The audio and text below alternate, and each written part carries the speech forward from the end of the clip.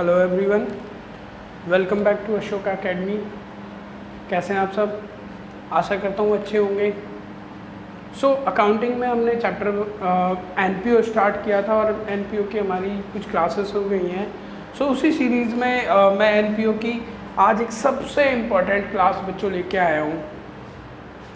ये वो क्लास है जो आपका इस पूरे चैप्टर का आगे जाके कंसेप्ट बनाएगी कि इस चैप्टर के अंदर आपको करना क्या है, किन किन चीज़ों का ट्रीटमेंट क्या होगा, कैसे आप वेरियस आइटम्स जो एनपीओ के अंदर आपको क्वेश्चंस में दिखेंगे उनको कहाँ कहाँ आप ट्रीट करेंगे इसके फाइनल अकाउंट्स में। चलिए स्टार्ट करते हैं आज की क्लास में। अपना प्यार बरसाते रहिए बेटा ऐसे ही, और ज़्यादा से ज़्यादा शेयर सब्सक्राइब कीजिए हमारे चैनल को। चलिए, ताकि हम भी आपके लिए मेहनत करें तो हमें अच्छा लगे। आज का टॉपिक है accounting treatment of some common transactions. तो जो हमारी कुछ कॉमन ट्रांजैक्शन होती हैं एक एनपीओ ऑर्गेनाइजेशन की, तो उन ऑर्गेनाइजेशन की एनपीओ की कुछ कॉमन ट्रांजैक्शंस को मैंने पहले से लिखा हुआ है। ठीक है, आज हम ये सीखेंगे कि अगर आपको ये आइटम दिया हो क्वेश्चन में तो आप इस आइटम का, इस ट्रांजैक्शन का आप क्या ट्रीटमेंट करेंगे। ठीक है, सबसे पहले मैंने लिखा स्पेसिफिक डोनेशन। डोनेशन का मतलब होता है बेटा दान, और स्पेसिफिक का मतलब हो गया जिसका पर्पस फिक्स हो। डोनेशन दो प्रकार की होगी। एक, जैसे कि मान लो कोई नेताजी आए और उन्होंने 2000 रुपये या 5000 रुपये हमें दे दिए एज एन एनजीओ को, और कुछ नहीं बोला कि ये किसके लिए है, तो वो एक जनरल डोनेशन। बट अगर मंत्री जी आते हैं और 50,000 रुपये दे के ये कहते हैं कि आप इसकी बिल्डिंग बनवा देना या कोई वॉशरूम बनवा देना, तो वो स्पेसिफिक हो जाएगा। स्पेसिफिक मतलब जिसका क्या फिक्स हो, पर्पस ऑफ यूटिलाइजेशन फिक्स हो जाए। ठीक है, कि उसको किस चीज़ पे यूटिलाइज करना है वो चीज़ एकदम उसमें क्या हो जाए, फिक्स हो जाए। ठीक है, तो अगर स्पेसिफिक डोनेशन है तो बेटा इसका ट्रीटमेंट क्या होगा। देखो, स्पेसिफिक ट्रीटमेंट को डोनेशन हमारे ऊपर एक प्रकार से क्या हो जाती है, लायबिलिटी क्रिएट हो जाती है, अनटिल अनलेस हम उसको जब तक क्या ना करें, जिस पर्पस के लिए वो आई है तब तक उस पर्पस पे उसको खर्च ना कर दे। तो स्पेसिफिक डोनेशन अगर या आती है तो उसको हम अपनी बैलेंस शीट में लायबिलिटी साइड प्रेजेंट करेंगे। ठीक है, कि जैसे डोनेशन फॉर बिल्डिंग हो गई, और उसमें से जो एक्सपेंस हो जाएंगे उसको इसमें से क्या कर देंगे, सब्ट्रैक्ट कर देंगे लायबिलिटी साइड ही। ठीक है, बट अगर उस डोनेशन में से कुछ अमाउंट मैंने इन्वेस्ट कर दिया कहीं पे, मान लो कि इस डोनेशन का कुछ पार्ट में इन्वेस्ट कर देता हूँ और वहाँ से अगर मुझे कोई इनकम जनरेट हो गई तो उस इनकम को मुझे इनकम एक्सपेंडिचर अकाउंट में इनकम साइड दिखाना होगा। ठीक है, इनकम साइड मैं उसको प्रेजेंट कर दूंगा। बात क्लियर है? उसके बाद आती है बेटा जनरल डोनेशन। जनरल का मतलब हो गया सामान्य डोनेशन, सामान्य दान। ठीक है, आपको पर्पस नहीं बताया कि भाई आपको पैसे मिले दान के रूप में, और ये नहीं बताया गया कि आपको किस पर्पस पे यूज़ करने हैं, तो वो आपका होगा बेटा बेसिकली जनरल डोनेशन। अब अगर हमारे पास कोई जनरल डोनेशन है तो बेटा इसका बहुत ईजी ट्रीटमेंट है। इसको आप सीधा अपना इनकम एंड एक्सपेंडिचर अकाउंट में, आप अपने इनकम एक्सपेंडिचर अकाउंट के सीधा इसको इनकम साइड ट्रीट कर लीजिएगा। ठीक है, इनकम में क्या कर लीजिएगा, ट्रांसफ़र कर दीजिएगा। ठीक है, इनकम एक्सपेंडिचर के इनकम साइड। दूसरा, रिसिप्ट एंड पेमेंट में इसको रिसिप्ट साइड आप इसको क्या करेंगे, अगर आपको दोनों बनाने हैं तो रिसिप्ट साइड यानी डेबिट साइड इसको प्रेजेंट कर दीजिएगा। ठीक है, इनकम एक्सपेंडिचर में इनकम साइड यानी क्रेडिट साइड करना है, रिसिप्ट एंड पेमेंट अगर बना रहे हैं तो उसमें डेबिट साइड। ठीक है, वैसे ही लेगेसीज। लेगेसीज का मतलब क्या होता है, पहले ये समझ लीजिए। लेगेसी का मतलब होता है वसीयत। एक प्रकार से जैसे कोई वसीयत करके चला जाए, कि कोई बुजुर्ग व्यक्ति है जिसने ये बोला कि भाई मेरे जाने के बाद मेरी इतनी प्रॉपर्टी या मेरा इतना पैसा किसी एनजीओ को चले जाए। तो अगर कोई लेगेसी छोड़ के गया है, कोई लेगेसी से होने वाली इनकम है, तो बेटा इसको अगर रिसिप्ट पेमेंट अकाउंट भी बना रहे हैं और इनकम एक्सपेंडिचर भी बना रहे हैं तो हम इसको कैसे ट्रीट करेंगे, रिसिप्ट एंड पेमेंट के डेबिट साइड इसको लिख देंगे। और अगर बात आती है किस चीज़ की, कि इनकम एक्सपेंडिचर में मैं इसको कहाँ दिखाऊं या इनकम एक्सपेंडिचर में मैं इसको कहाँ ट्रीट करूं, तो इनकम एंड एक्सपेंडिचर के इसको क्रेडिट साइड मुझे क्या कर देना होगा, ट्रांसफ़र कर देना होगा, किस नाम से, by legacies, by legacies. Simple, समझ में आया। चलिए आगे बात करते हैं एंट्रेंस फ़ी या एडमिशन फ़ी। जब किसी एनजीओ में कोई भी पर्सन आता है, मान लो मैंने कोई अनाथ आश्रम या कोई भी वृद्ध आश्रम खोला हुआ है, अब कुछ लोग उसको देखने आते हैं कि ये लोग यहाँ कैसे रह रहे हैं, या कुछ लोग तो उसमें वो लोग क्या करते हैं, कुछ काम करते हैं, लाइक कोई एंटरटेनमेंट चीज़ें करते हैं, कोई नाटक करते हैं, तो कुछ लोग एंट्रेंस चाहते हैं, कुछ एडमिशन के लिए लोग आए, तो उनसे जो पैसे की वसूली हो उसको हम कहाँ लिखेंगे, वही अगर बेटा रिसिप्ट पेमेंट अकाउंट बनाना है तो डेबिट साइड, और अगर इनकम एक्सपेंडिचर है तो बेटा उसके क्रेडिट साइड हम इसको ट्रांसफ़र कर देंगे। देखो मैं बिल्कुल ईजिली आपको समझाने की कोशिश कर रहा हूँ, इसको ज़्यादा दिमाग पे प्रेशर नहीं डालना है। उसके बाद लाइफ मेंबरशिप फीस।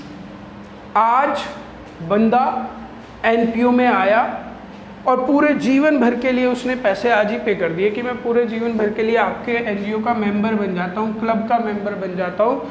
अब अगर किसी ने पूरे जीवन भर के लिए पैसे दे दिए, आज आया और पूरा जीवन भर के लिए दे दिए, तो हमारे ऊपर एज अ एनजीओ हमारे ऊपर लाइबिलिटी बन गई। अब उसके पूरे पैसे को हमें जीवन भर संभाल के रखना है, यानी कि एंट्री देनी ही होगी लॉन्ग टर्म तक।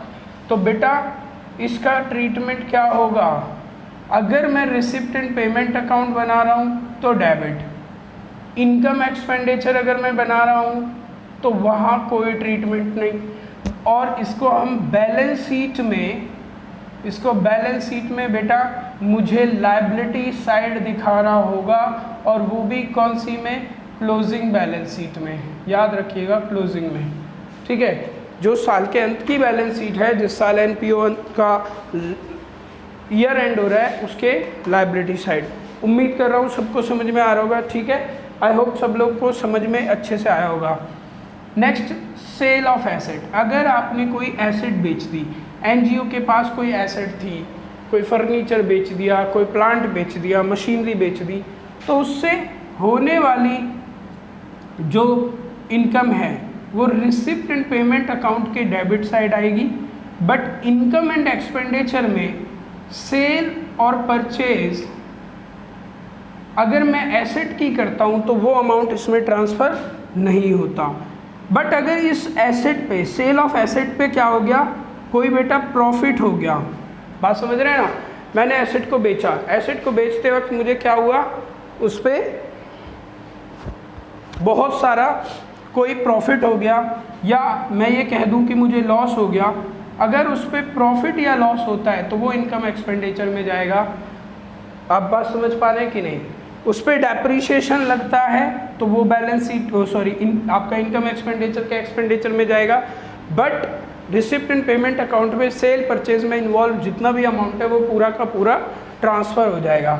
उसके बाद sale of old sports material, मतलब क्या, दोनों में फ़र्क क्या। यहाँ हम एसेट की बात कर रहे हैं जो यूज़फुल है अभी भी, यहाँ मैं ओल्ड की बात कर रहा हूँ जो स्क्रैप हो गया, बेकार हो गया, यानी कबाड़ हो गया जो। अगर ऐसी किसी को भी बेचते हैं तो बेटा रिसिप्ट एंड पेमेंट अकाउंट के तो डेबिट साइड, और इनकम एक्सपेंडिचर अकाउंट के उधर मैं उसको कहाँ ट्रांसफ़र कर दूंगा, क्रेडिट साइड। बात समझ पा रहे कि नहीं, क्लियर है। उसके बाद सेल ऑफ स्पोर्ट्स मटेरियल, अगर कोई भी स्पोर्ट्स मटेरियल तो रिसिप्ट एंड पेमेंट के बेटा डेबिट, और अगर पुराना है तो इनकम एक्सपेंडिचर के क्रेडिट साइड हम उसको ट्रांसफ़र कर देंगे, ठीक है। उसके बाद पेमेंट ऑफ ऑनरेरियम, ये क्या होता है, जो कोचेस होते हैं, जो सीनियर स्टाफ होता है, जो कोई गेस्ट होता है, जब उनका कोई ऑनर कर रहे हैं उनके सम्मान में हम उनसे ये नहीं कहेंगे कि सर बताओ आपके कितने पैसे हो गए। मैं ऐसे तो नहीं बोल सकता कि हमारे यहाँ कोच साहब है और आप मुझसे आगे बोलो हाँ जी सर क्या पैसे हो गए आपके, कितने पैसे हो गए। हाँ, तो भाई ऑनर कर रहे हैं, किसी का सम्मान के साथ किसी को पैसे दे रहे हैं, तो कई बार हमें ऑनर के रूप में या उनकी सैलरी ही कह सकते हैं, एक बार देना पड़ता है उनका तो उसकी अगर हम पेमेंट करते हैं तो ये एक प्रकार से हमारे लिए खर्चा है।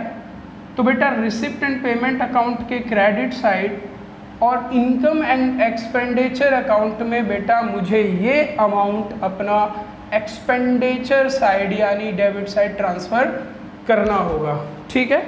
उसके बाद स्पेसिफिक ग्रांट्स मतलब जो भी हमें कहीं से पैसा मिला, ठीक है, हमें कहीं से मदद मिली, अगर ग्रांट स्पेसिफिक है, देखो जो ग्रांट होंगे वो दो होंगे, ठीक है, एक जनरल नेचर के और दूसरा होगा स्पेसिफिक।